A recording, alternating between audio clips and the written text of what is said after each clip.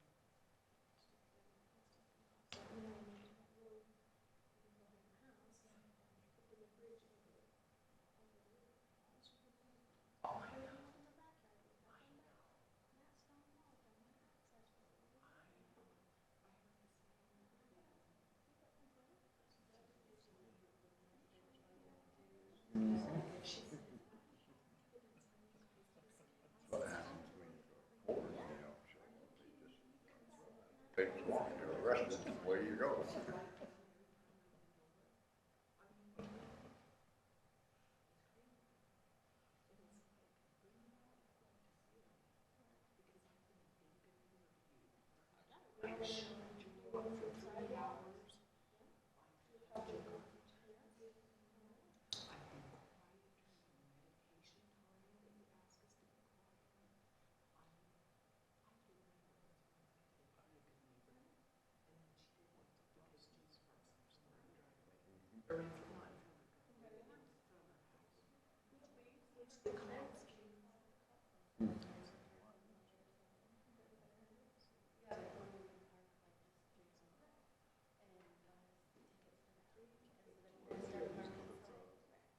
Lack of respect or something.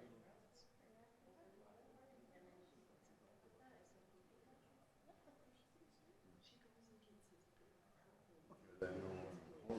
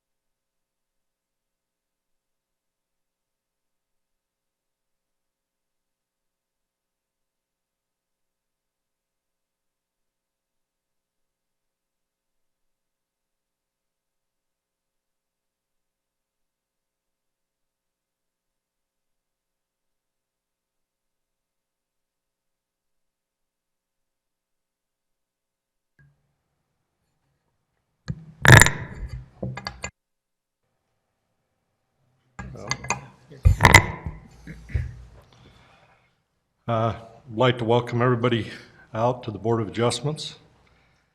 I've asked Andrew to give our opening prayer today and Wes to give our pledge of allegiance. So I believe we do the prayer first.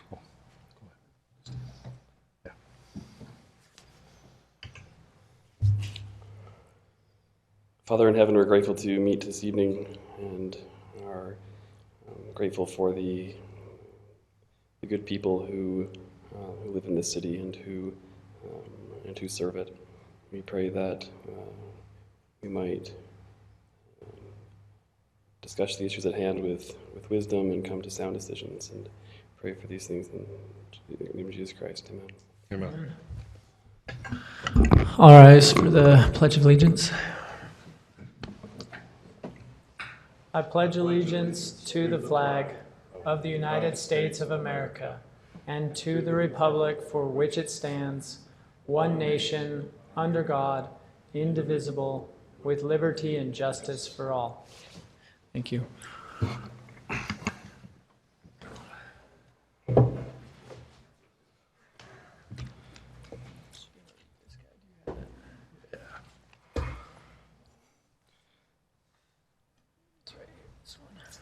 So item 1 is Brian Longson requests a variance of the side yard setback from 10 feet to 1 feet for a carport located at 284 North, 3000 West in the R110 zone of the Fort Field neighborhood. And Josh Yost will be our guy from the city. Yeah. The current legal use of the subject property is a single-family residence, and the subject property is currently under zoning enforcement for the non-permitted carport. The proposed variance generally does not meet the criteria established in the applicable code section, and staff asserts that specifically denial would not cause an unreasonable hardship, as no such special circumstances are attached to the property and no substantial property right is being curtailed.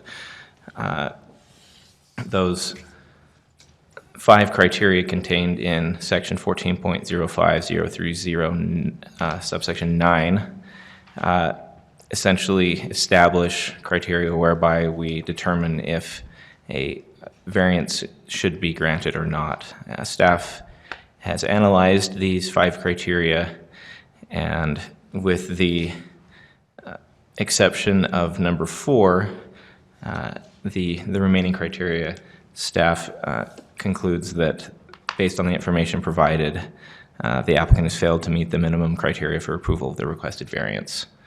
I will take you through the images quickly that were submitted by the applicant. This is a site plan that shows the house proper to the right with the 3-car garage, and then the carport to the left or to the west. These images, that didn't quite turn out quite right. These images show the location of the carport on the property and from adjoining properties. The location of the carport next to the house and its relationship to the west property line and fence. And from the rear and the interior of the subject property. And then the in between the west fence and an image showing the attachment of the carport to the concrete slab on which it sits. So that last image was an image of Brian's property looking to the south, is that correct? Yes. Okay. From the rear yard of the property. So, again, staff recommends that the Board of Adjustment deny the requested variance as it would not cause an unreasonable hardship. No special circumstances are attached to the property, and no substantial property right is being curtailed. In one particular element of the hardship question that I may just point out before I turn the time back over to you is that staff particularly feels that because the property already possesses a 3-car garage, has a large side yard that could accommodate probably a single bay carport in a compliant fashion, and then has an extensive rear yard that could be configured to store recreational vehicles, that there are many options allowing the applicant to pursue other code-compliant means to secure additional vehicle storage on the property. And that particularly because the variance is, the property does not, is not denied any particular property right or feature of the property. It's actually one of the largest lots in the subdivision, and it has as much vehicle storage as any other property, large driveway, 3-car garage.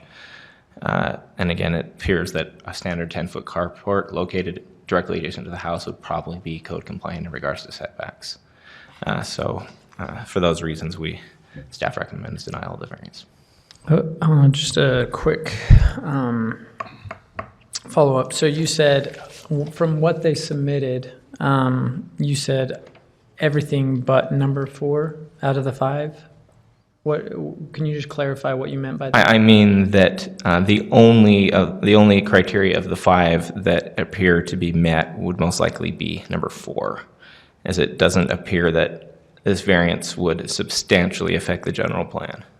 Or public interest.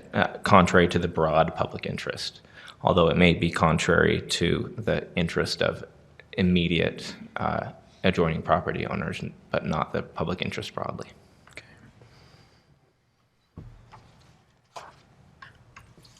Can you give us the frontage of the adjoining properties in comparison to his? Do you know the footage? across The front lot, there? the frontage width of the lots, I do not have that information in front of me at this time. Okay. We could bring up an area map for you if that would be helpful. Maybe Brian might have information on that. I do have a little bit of information on that, like the neighbor to the, Could you come up and state your name if? Mark Nelson on actually the one. Sorry, 1 second.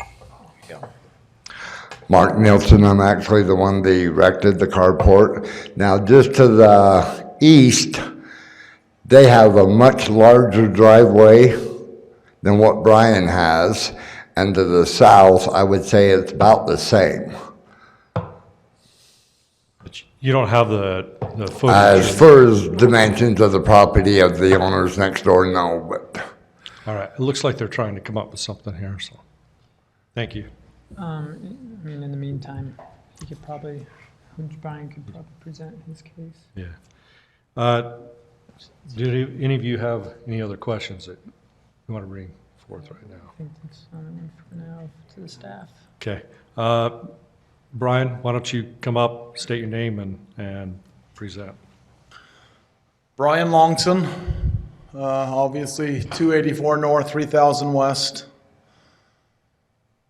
I do have a lot of parking, but not for RVs. None of my RVs can fit in my garage. They're too tall. I erected the carport to keep the sun off my RVs. I originally planned on putting 2 RVs under the carport, but I didn't have enough room to make it wide enough. So I just thought it would be a good idea to also have a little area for some storage also that would be out of sight, out of mind from my very particular neighbor that is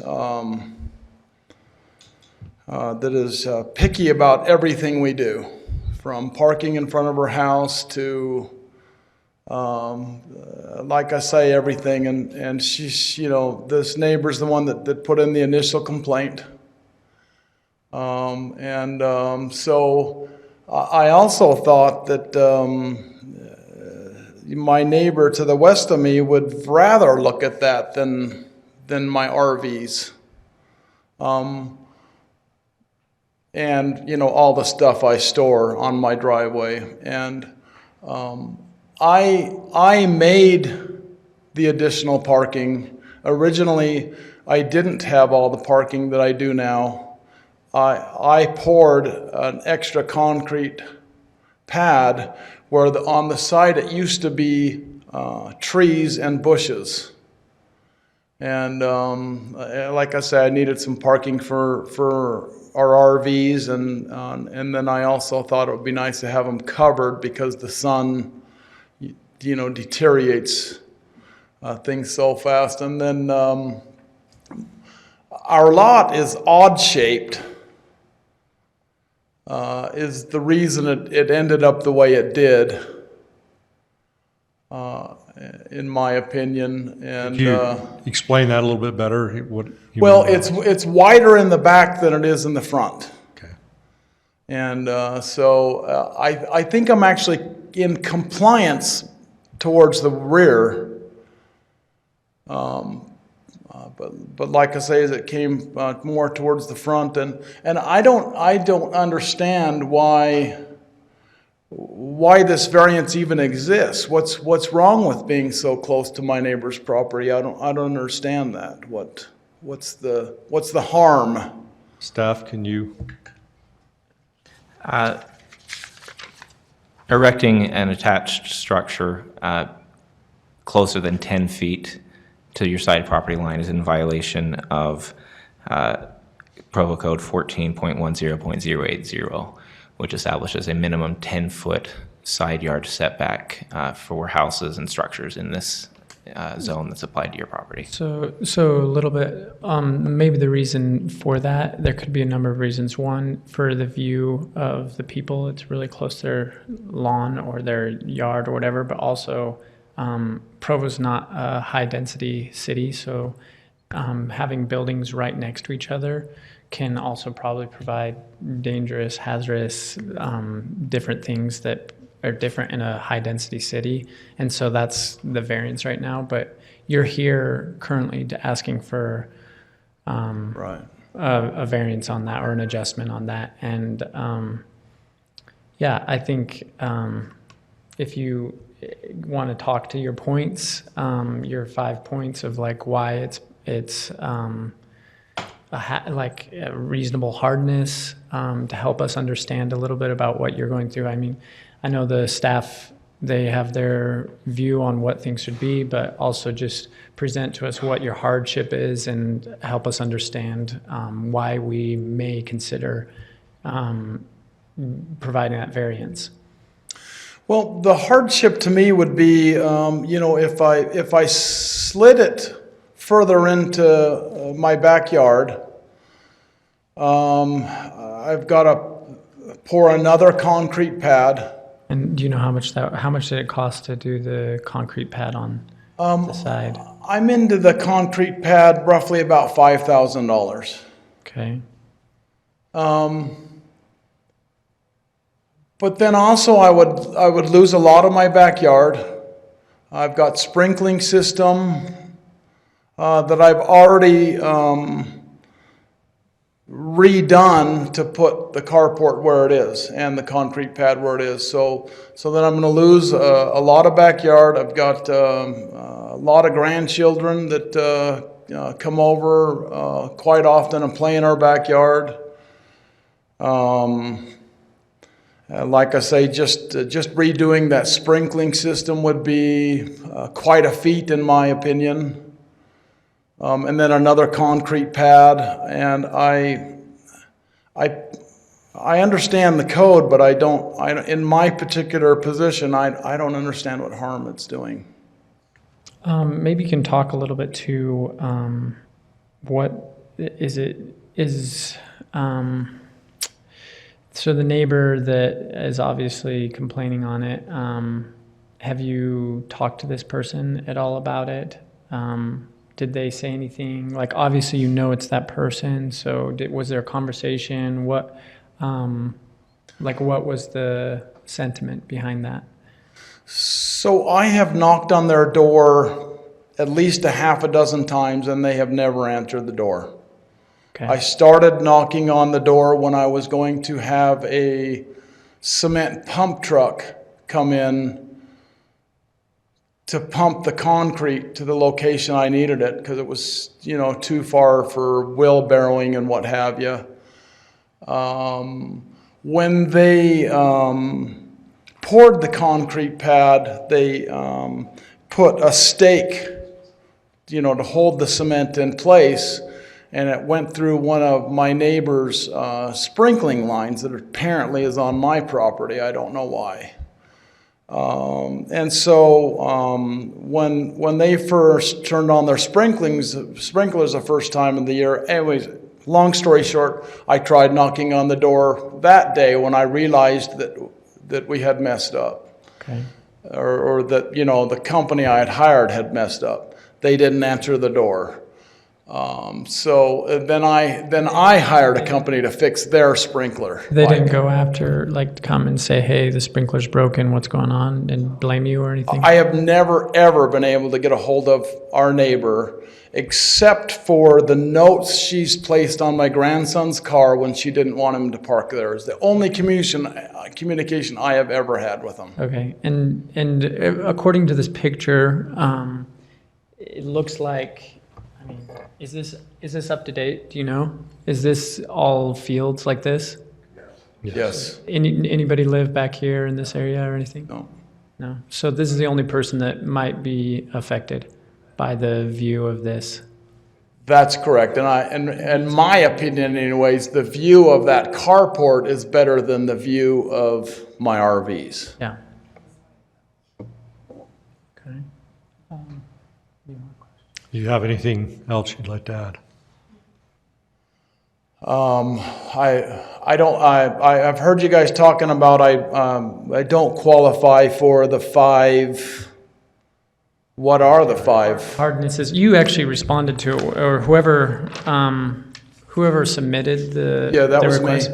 So you submitted it on this, Right. So there's 5 criteria Okay. that we are supposed to go by to see if it's a reasonable hardness Right. or hardship. Yeah, hardship, based on what you've done. So When I spoke with the folks at the development, they told me that a hardship should not involve money.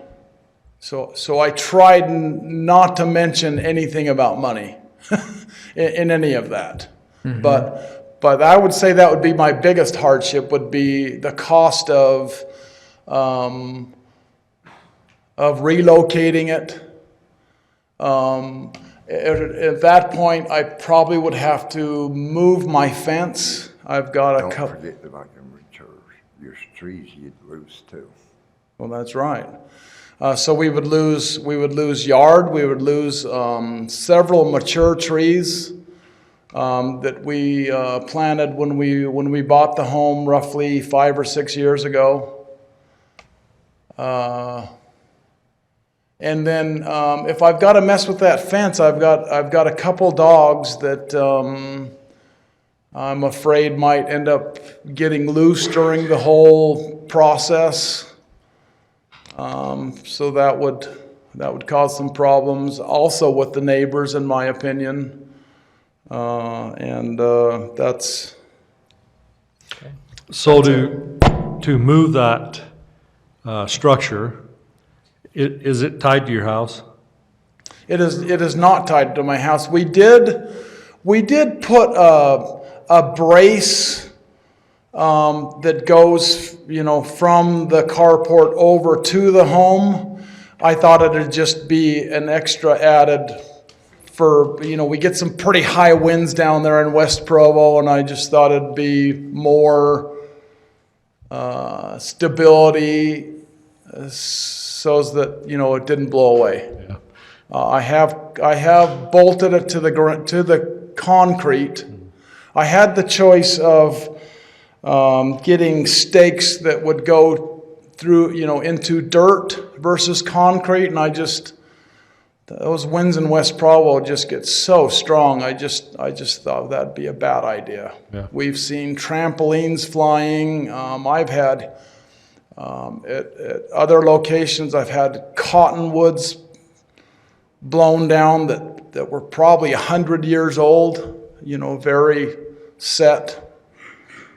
We just had a lot of problems with the wind down there, so I wanted to make sure it was very secure, Okay. which it is. So my question is, what is the procedure if you were to move that shed once you've got a new fence built and a concrete pad?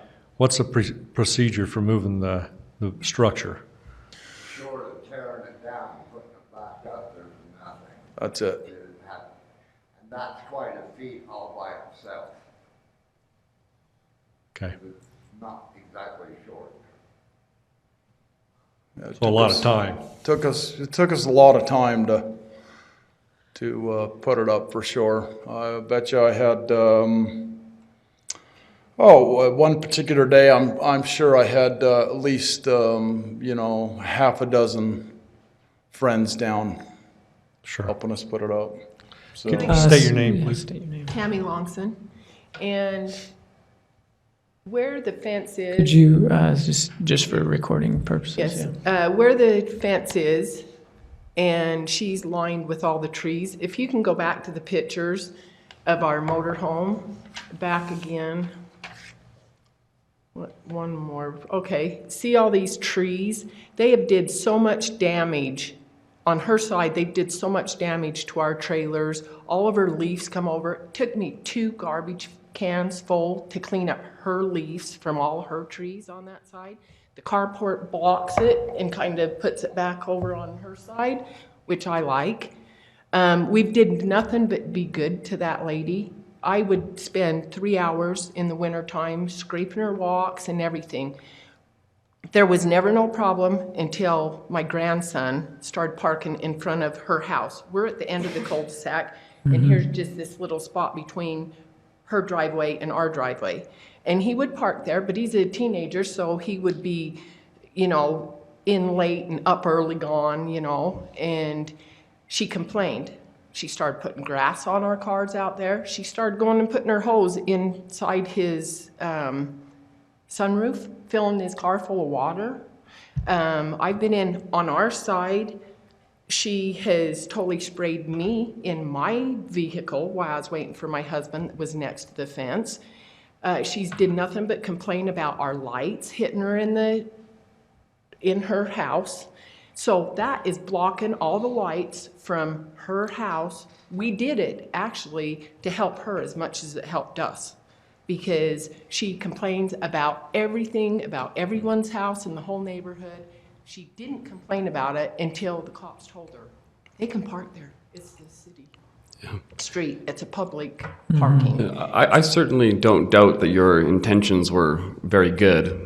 And when you've talked about the intention of improving sight lines for her and what she was having to look at on your property. You've talked about that kind of kind gestures that you've made towards and have received very poor treatment in return. She's called us behavior- white trash. We belong in the trailer court instead of right in that neighborhood next to her in her superior house that's more superior than everybody else's. Sure. And so we did nothing but try to help her. She had video cameras that goes off her house clear over to the middle of my backyard, and it blocked them cameras. The carport did, and it made her mad because she liked seeing what was going on in my yard because she has evidence this deep on us. I don't doubt that much of the behavior that you've received towards you has been inappropriate. Of course, unfortunately, that's kind of beyond the scope of what we can deal with at this committee today. But it does provide some interesting context. I understand, but all it's helping to protect our stuff from all her trees and stuff, and so. Can I ask the staff a question? Under current bylaws in the City of Provo, would such a structure have required a building permit? Yes, Was And one ever received? No. Okay. That's one reason we like people to come in for those permits, is so we can make sure, as the applicant mentioned, that it meets codes regarding fixation for wind resistance. And that also gives us the opportunity to help the applicant understand where it could be placed in a code compliant manner, so we don't end up in this situation to begin with. Sure. And so So she's had the sheriff come to my house, she's had the cops come to my house because she don't like walking by and seeing, we have bark in bags, and that's, Yeah. you can see it. But all that trash is all her leaves that I'm constantly having to clean up. So it's protecting us from her, and her, for we don't have to, you know, it's Yeah. kind of keeping peace in So the neighborhood. we, I mean, if we, like, I'm not trying to cut you off. If you guys want to discuss about it, do you guys have any more questions for them about any of the difficulty or the hardship or anything? I don't believe so. no, I don't think so. I drove by the property, and have seen, what you're describing, and I, I'm certainly sympathetic to, what you're saying. I think your intents are all very good. And we'll have to discuss kind of if there's anything that kind of the law permits, because we have very limited, we have very prescribed requirements that we have to meet. And unfortunately, all your goodwill, we'll see. Well, we hope, because like I says, she isn't doing this because it's an eyesore to her. She has trees growing up the whole side of that now, that next year it'll be blocking the whole thing, and it'll be just like, it's lower than our roof. And so, she's a nasty neighbor. And so we like to look at it that it blocks us from her, and she can mind her own business, which I understand you guys' view and everything too, but then we're gonna have to get a permit for other things there. Okay. Not gonna lie. Let's So, discuss. but thank you. Thank you. Do you guys have more questions, and we can open it up to general public? Yeah, I think we need to, is there a neighborhood chair here?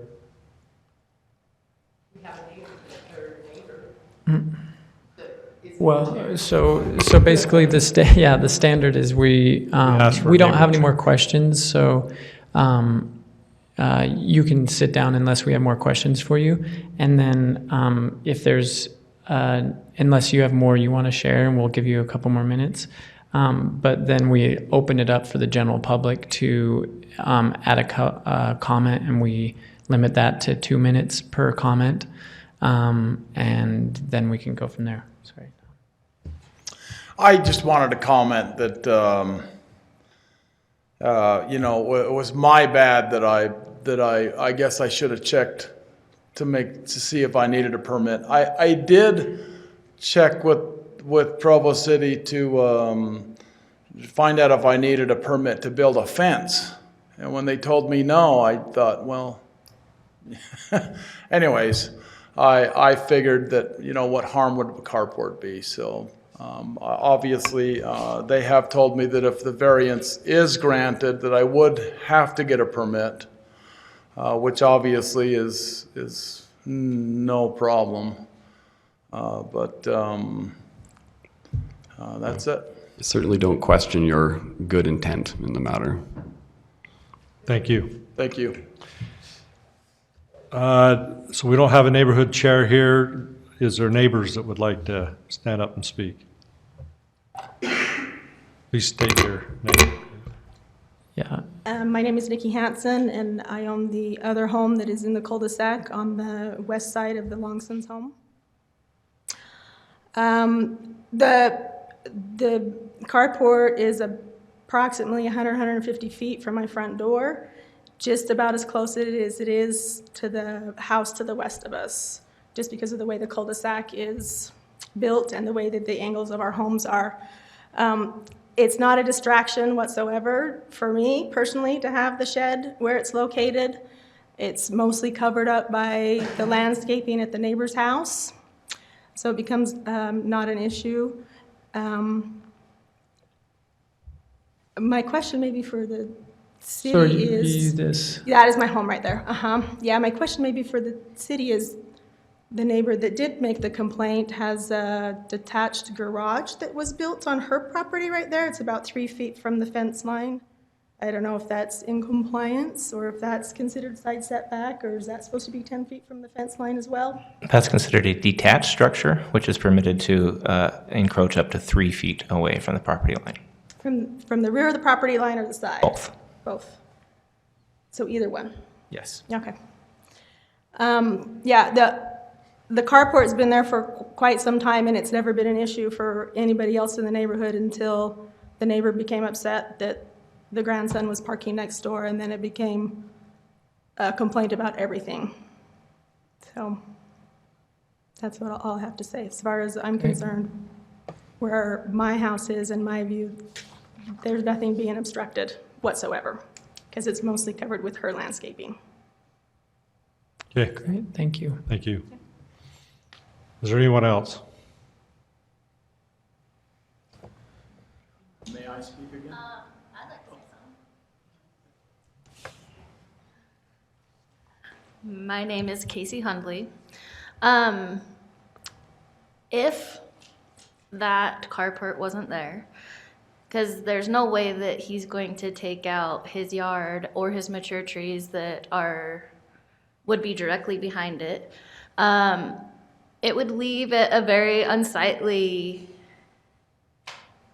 position that he would have to put it in, because then he would have to tarp his vehicles, which she would complain, and which would make that nice neighborhood look more low valued, because now we have tarps that weather, and she's just going to complain about that as well, where this, you can't even really see it unless you're looking for it.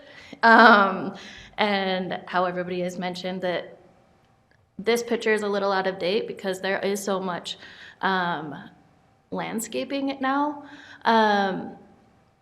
Her house is positioned directly facing their house, and all she needs to do is twist her body a little bit to look at a different thing. Like, she has plenty of other windows to look out, and in no way, shape, or form is that carport harming her or anybody else in the neighborhood. Anyways, that's all I have to say. Okay, thank you. If there's, I did notice today when I was looking at the property that it should be noticed that her front door does kind of doesn't face the road. It faces your property, which is odd.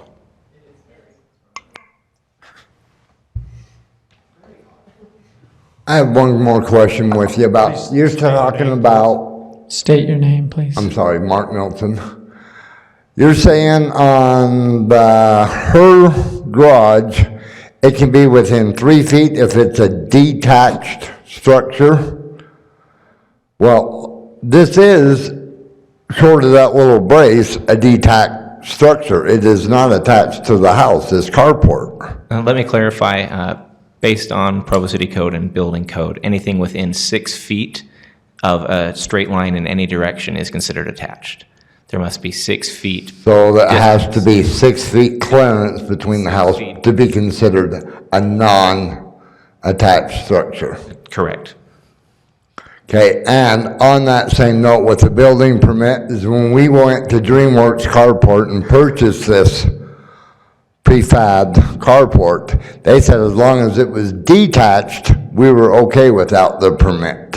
If it was attached, then we had to have the permit. So I consider this to be a detached carport. And I just got to say one more thing. At the back of that carport, we are 10 feet. At the front, we're only 1 foot. So it's not like a big thing we're asking for. Thank you. okay. All right, we'll close this to public comment, and we'll have the board discuss the items. Anybody have? So obviously this is a tough situation, right? You guys, so basically what we're discovering here, regardless of you guys having done this before or after the permit, we're trying to discover if this would be allowed. Let's say that you applied for the permit previously. Josh and the city might have said no, and then you could have done the appeal and come to us for the adjustment of that variance regardless. So I just want to like clarify with the board that I'm not like, you guys are citizens of Provo, you guys are normal people. I don't expect everyone to know every single detail on every single variance and everything. Especially nuances of what counts as attached, because Right. in common everyday language, detached means not attached. Right. It doesn't mean 6 feet. Right. So just, I think with that, I'm not worried about you guys putting it in.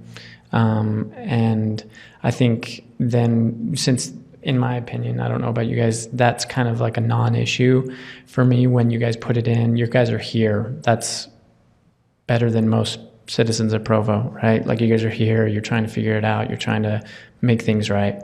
And this is the right process to do it. Like, you come to the city, we make it the adjustments. We're just regular citizens like you guys, so we're just trying to understand people and make sure that, you know, there's not unnecessary hardship for everyone. And I also want to make a point that nobody has said that it's a problem.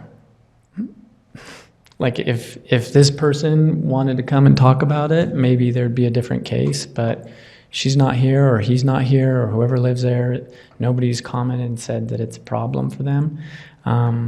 So that's just another side thing that, like, somebody's going to lose in this case, right? Either the Longson family is going to lose in this, or she's going to lose in it. You know, the neighbor is going to lose it. Somebody's going to lose something in this, and so, in my estimation, I want to figure out what's the best, or who's going to lose the least, who's going to figure, like, what's the best situation for this. I do think that there is hardship for this situation. If that decreases the property value, you have trees that you planted like 5 years ago, I don't know when, right? I think that there's a number of things where maybe they could do that, but and I know money isn't supposed to be the main reason for that, but there's years of property valuation that could be lost by cutting out trees or other things. I mean, sprinklering, like, who's going to do the sprinklering? Does that mean he has to take off work and like redo the sprinklers, or redo the shed or whatever? Maybe he wants that space to play football in the back, or I don't know. I'm making it up. Maybe you guys don't play football. But I think that just based on my purview, I'm more of the opinion of supporting their request, and just based on the hardship and the reasons that they gave, I'm in support of that, but I'm willing to talk through why I support that and what you guys also think. I know it's not compliant, but that's why they're here, to talk about things. Provo City has done their due diligence, and that's part of it, but then we have this council and this, in a sense, Court of Appeals to also kind of work through things with the city and the people of the city, and we're not machines, in my opinion. Like, Josh did a fantastic job going through all this stuff, making sure everything's right, and that's the right answer, right? But like, when it comes down to the people, is that the right answer? I don't know. And so I'm kind of more inclined to say that because the hardship of the people around them and what they're providing and what they're protecting is their assets that would create a bigger eyesore if they didn't have it. That I'm tending to lean towards that, but I want to hear what you guys have to say, and we can discuss. Maybe we could ask staff, so what would be the procedure for the Longsons if this variance doesn't take place to come in compliance? What would they have to do to come in compliance to make this? I don't have a copy of the zoning enforcement letter, but that action is handled by our zoning division, and typically their request in sending out a notice of violation is that the subject property come into compliance. So in this case, it would require that any improvements related to the carport closer to the property line than 10 feet would need to be removed within a period of time determined by the zoning enforcement officer. So in this case, for them, if we're looking at this, they have it right here. They could move it back here so it's detached and it's 3 feet away. They can move it there and have more concrete poured back there if they want, costing $5,000, sprinklers, all this reasonable stuff, unreasonable in my opinion, that they've talked about. But you guys could come in compliance that way, right? I mean, they'd be Yes. detached, they'd Parking. be 3 feet away, and they could go up there. Or it could be removed and Or removed, right? a new, if a carport was essential, a new carport only 1 bay wide. I don't think it would fit, probably still, based It on. may or may not. Right. But there's a number of options available to the applicant to come into compliance. You're correct.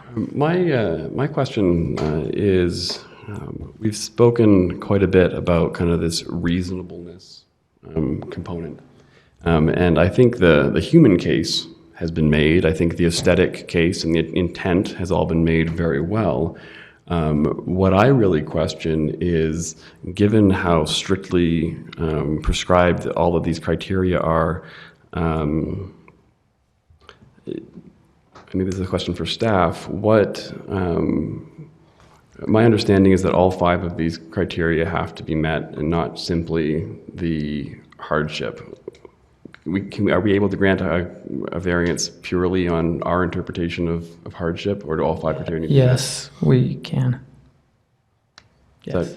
Well, the ordinance actually, if you can read our the ordinance as written in here in the staff report and come to your own conclusion. But as I read it, it says that the Board of Adjustment may grant variances if the following criteria are met. Right, and so if we go through this list, basically what he's saying is what he provided isn't sufficient, and that's why it comes to us, not the city, because we look at it and we say, what is sufficient hardship in these criteria? We need to... And that's subjective, which is why we're here. Right. And it needs to be addressing all 5 criteria, not simply 1. Is that correct? Yeah. Okay. Do you have any clarification for us at all? Bill?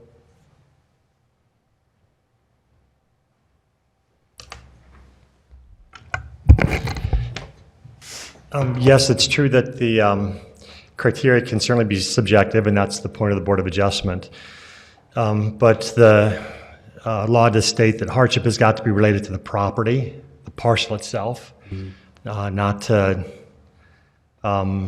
relations or people. It's got to be related to the property. Does that include its value, or simply... It does not include value because economic devaluation cannot be included as part of the hardship. Yep. But like trees and other things is part of hardship because it's value, time value. No. Now, the hardship is specifically related to some particular characteristic of the property that prevents that owner from exercising a property right that is exercised by the other people in the neighborhood. A physical feature, too much slope on the property. Right. That is unique. Like they uniquely had extra slope. Unique and not self-created. So I guess what I want to raise is my concern really is I'm not sure that we can say that there is a substantial property right to being able to park RVs and place these kind of covering structures where one would on their lots. As much as I think from interpersonal perspective, I think that what's been done makes a lot of sense. I'm just not completely convinced that there really is that property right that's being violated there. Yeah, it's up to our subjective, Yeah, right? yeah, absolutely.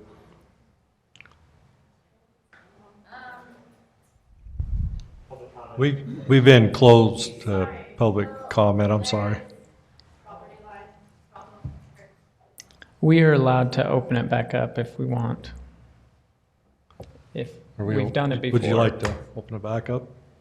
I'm okay if Come on, she okay. wants No. to. If that relates to staff, I mean, staff shouldn't be able to. So it does have to do with the lens. Restate your Oh, name, sorry, please. Casey Hundley. It does have to do, the property line does slope quite drastically in the backyard. All of that is swamp area behind. And to put something back there, it would not, I don't see it, I don't see you being able to move any concrete back there because of the slope of the property. And so that's it. Thank you.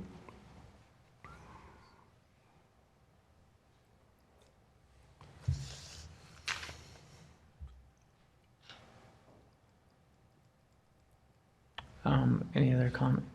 Tom? Well, I think that there's a lot of questions here that the Longsons thought they were in compliance, but they found out in the long run they weren't. They were told by the company they bought the structure from that as long as they're freestanding, they didn't need a permit. And then they come to find out that because of the 6 feet, because they're sitting closer to the home than 6 feet, that they would be considered part of the existing structure. So that becomes a struggle. It would seem that I've got this question for anybody that might have an answer. Has anyone else asked for a variance there in the neighborhood for some kind of a structure like that? Do we know of anything like that?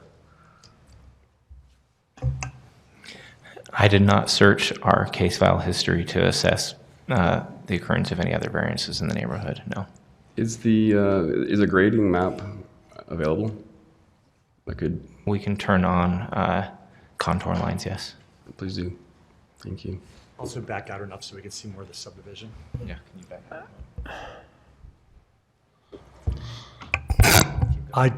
As they back out of this, I'll look down the street. I don't remember a variance request in this neighborhood in the 9 years I've been here.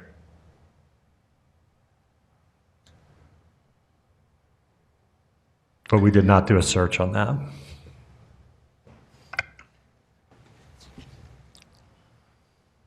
So just so I have this correct in my mind, the neighbor to the west that built their structure was not required to get a variance because they're further than 6 feet away from their home, and so they're allowed to go up within 3 feet of the property line. That's correct.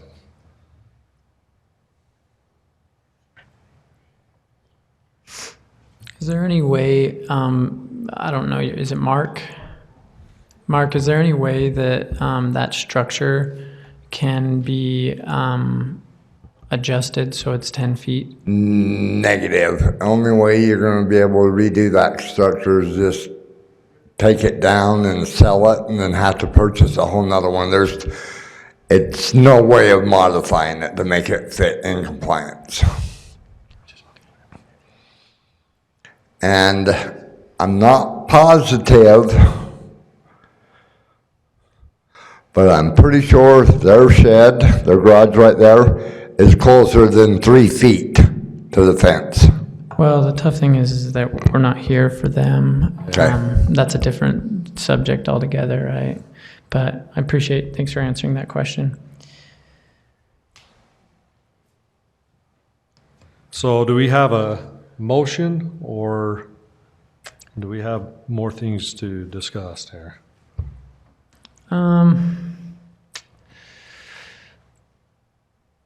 Yeah, I don't, I mean, we can go through these ordinances and try and help them. The problem with this is that the 5 criteria, unless they have like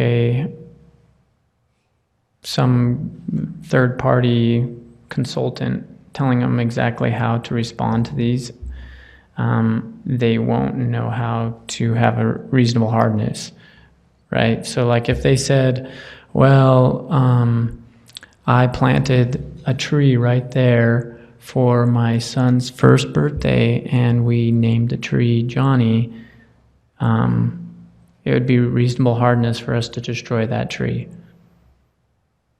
right? Somebody actually did that in a different case. And everybody's like, and the city said that's a hardship because they didn't want to destroy that tree that they were attached to or something. I don't know.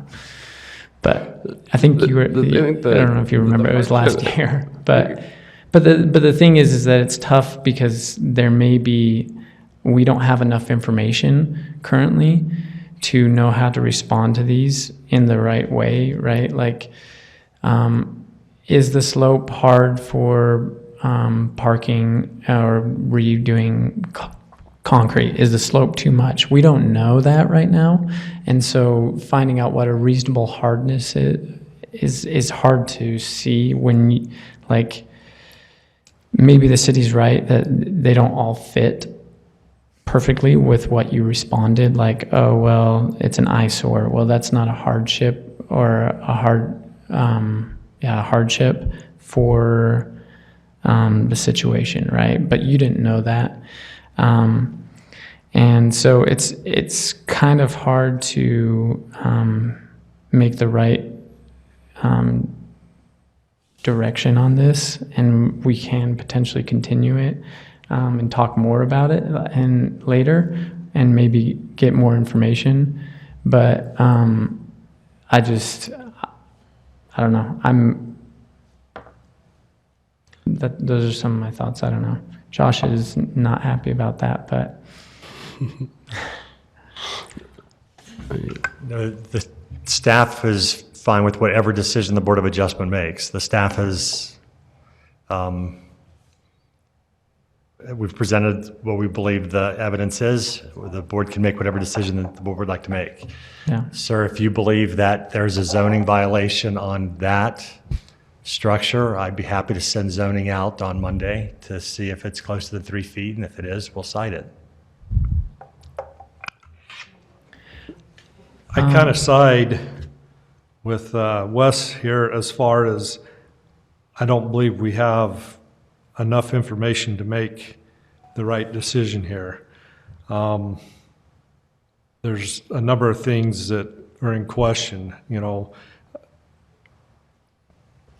If they have to tear down this structure and get rid of it, or build a new pad to the back and rebuild it, I'd like to know what kind of time and what kind of manpower it's going to take to do that, and what possibilities it is, or whether it's not possible because of the soil content, or what kind of trouble are you going to get in back there with that kind of a decision? I wonder though, you know, if all of this is assuming that there is kind of a substantial right to be able to have this much parking on the property, to be able to park 2 RVs, you know, in this kind of residential area. Because I mean, if we're assuming that, you know, they ought to be able to do this, and there's something unique about their property that is preventing them from doing it, but all the neighbors could, then I see a case. But what I guess what I don't see, let's say, because I think I am sympathetic to what the city said with how much parking there already is, and that there are options to put it elsewhere. And I think there's a human cost, you know, that I think is unfortunate. But I guess, just to make my position, where I'm at present clear, I don't see, kind of enough. So, because I don't see that kind of, that ought to, be a property right. I think for number 2, the special circumstances is an interesting one because most people have a little bit more space on that side like she does. She has space on this side to create parking. Most houses have some space, but this is an odd shape right here. And you're not going to park a RV right here or in here. And as you said, it's not like an inherent right to have parking or whatever, right? But it's their land, right? Yeah, so absolutely. if they want to choose to have that be a parking space, then it is an odd shape. There would have to be a parking garage in their backyard rather than their front. I think that for me passes. Can you help them if they wanted to pursue this in some other way or whatever? Can you help them understand what these actually mean so they can respond to them maybe a little bit better? Like the spirit of the zoning ordinance is observed and subsistent is done, and granting the variance is essential to the enjoyment of a substantial property right possessed by other property of the same district. Can you just help them understand what that looks like and if they can respond to that in a different way than saying it's an eyesore or something like that, so that we can make more of an accurate decision on it and have more information on it? Well, there's 2 issues. One, as staff, we are always going to err on the side of the applicant. If we see that clearly there is a hardship, there is a protected property right that is being abridged by that hardship, we'll make that finding independent of what the applicant gives us. If they wrote eeny, meeny, miny, mo on the application, we'd still look at the facts and make our determination.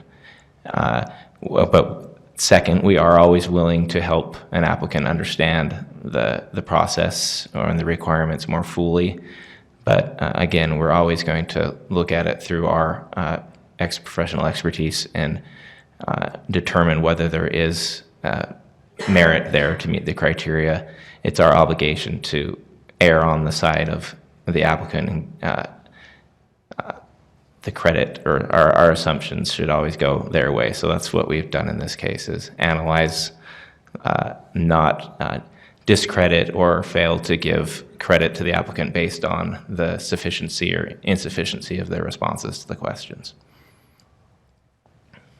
Okay, so you're saying, so you didn't answer my question really, in that you're saying that they already knew exactly what that meant before they wrote that answer? Or? No, I'm saying my first answer was, one, it doesn't particularly, if they didn't answer the question right, but we can see from our expertise that they do have a case, we'll make that case for them generally. Right. 2, right. we're always willing to help them better understand the questions and how to answer them properly. We're always willing to sit down and do that. Okay.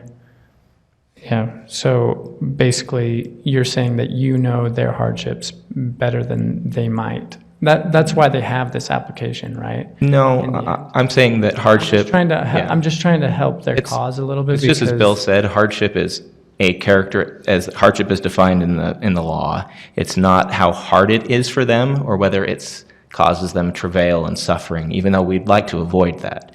It is whether there is a specific circumstance or characteristic of their property that is objective and is on the ground that is preventing them from exercising a property right that is being exercised by those around them. And I believe as planners, we are just as capable of observing the property, determining whether there is a unique circumstance, and determining whether a property right is being abridged, perhaps even more so than most applicants. Which goes back to that typically if there is something there in favor of the applicant that they haven't brought up, we'll typically bring that up and try to make that case. Am I right then in interpreting that the law as it exists makes allowances for, actual kind of real property as it exists, and as legally defined, and that there aren't really provisions for the more human element that has really kind of taken the bulk of the meeting so far today? I would agree with that characterization, yes. Okay. So if we decide to continue this, what will happen with the act that's upon them right now that they're not under compliance? It'll Will it continue to be withheld. It'll be until the stayed. conclusion of That's this. correct. Yes. If you continue it, it would be very helpful for you to be very clear on what information you're looking for so that we can make sure that you have that when we reconvene. Okay.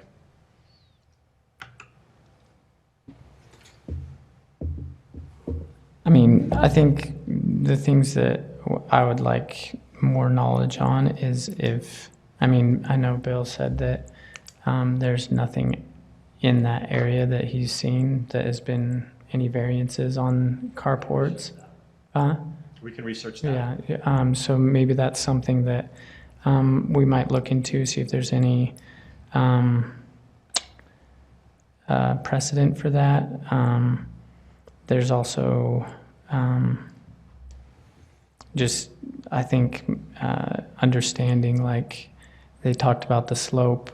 I don't know if that's too hard to make a extra carport or add more cement back there or make parking, or if that's actually a hardship or not, but maybe researching that and seeing if that's actually a hardship. Maybe I'm not the most by the book kind of guy when it comes to this stuff. So, if we look across the whole city of Provo, there's countless examples of people breaking this ordinance, and they're actually legal for the place that they are located. And because they're grandfathered in, or it's a higher density area, or whatever, right? So I'm more inclined to approve it. But if you guys don't feel like that, and you guys feel like you want to say, agree with the recommendation of the staff, you too can vote against me. Or if you guys feel like you want to continue it, but I think there's enough precedent that in the whole city of Provo, lots of people have this as a legal grandfathered option in. So do you want to make a comment on that, Bill? Yeah, I'm really concerned about that rationale, because under that rationale, we wouldn't send any of these to you. They would all be approved. Right. That clearly can't be a proper position of a Board of Adjustment, that what happens in other zones around the city that may or may not be legal should give a right in a case like this. Yeah. Why not? Because it's a different part of the city, or it's different Because people every over zone there? has its own requirements. Right. And as those requirements vary, are different, then you play by a different set of rules. Because variances don't set precedent, even if we find 5 more variances down the street, they don't set a precedent for this property on this lot. Every variance is site-specific. And I guess my concern as well is that I don't know that we can use, examples of past poor planning as a justification for, circumventing current planning. And I certainly, think, is there a case to be made here? Perhaps, but I don't know that we're the body to do it. I think there's some larger structural changes that would have to be made to really kind of allow this thing that, is above, our pay grade, so to speak. Yeah, that would be requiring the whole that whole neighborhood or area to vary from that. I personally, I feel like there are certain circumstances that you don't approve everyone, but in this, I don't see it being a problem. That's just me. Yeah. But we can, I mean, you guys can, I think you're probably the deciding vote right now because he's against, I'm for, and and I don't know that, to be honest, I don't know that continuing it will actually improve. Yeah, that I worry much. that it may just continue the inevitable one way or the other. But that's.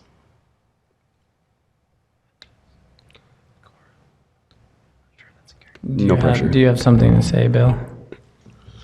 No. You're good. Yeah, there's a few concerns here that I don't think we've fully got the answers for, but they're, like has been stated by Andrew, there's some of these things that legally, I don't know that we have the right to delve into as far as this goes, and that's why the judicial system's here, and if they don't feel comfortable with the decisions made, that they can go that route.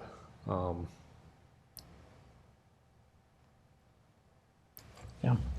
So you're probably voting against it then? It's fine. Like, there's other things you guys can do, and maybe there's other things that might work around that too. So, do you want to make a motion? Yeah, I'll go ahead and make a motion to deny. To approve the Or staff's approve the staff's request. recommendation. And that's, Okay. can you just state your name for the record? Andrew Rennick. And is there a second? I guess I'll second that. Okay, so now you say, and that's Tom Hallett, as you say. Tom Halliday, yeah. And so now we, So the items have been denied on a point that the appeal rights, there are appeal rights specifically in ordinance of the wishes to present a petition to the 4th District Court within 30 days after the filing of the board's decision with the city recorder. Was the vote taken? Yeah, I don't so we have recall to a vote vote on being it. taken. So Oh, you yeah, call, we got you a vote. call the I'm vote, sorry, yeah. I'm sorry. So let's have a vote. All those in favor of voting in favor of the staff's Recommendation. decision, please say aye. Aye. Aye. And all those in Opposed. opposed to the, Yeah, nay or aye. okay. So that's Andrew, what's your last name, sorry? Rennick. Andrew Rennick and Tom Halliday in favor, and Wes Mary and opposed to supporting the staff recommendation. That means that it didn't go through, and as he said, you guys have 30 days to appeal to the 4th District Court, or make the adjustments necessary to apply with the city ordinance. The compliance with the Compliant. ordinance falls under the purview of our zoning Oh, okay. division. So the enforcement and compliance will be We'll handle that. separately. Okay, that's better. Sorry, Josh. And that concludes this, and we hope you guys the best luck with everything. Sorry it didn't go your guys' way. Thanks for being involved.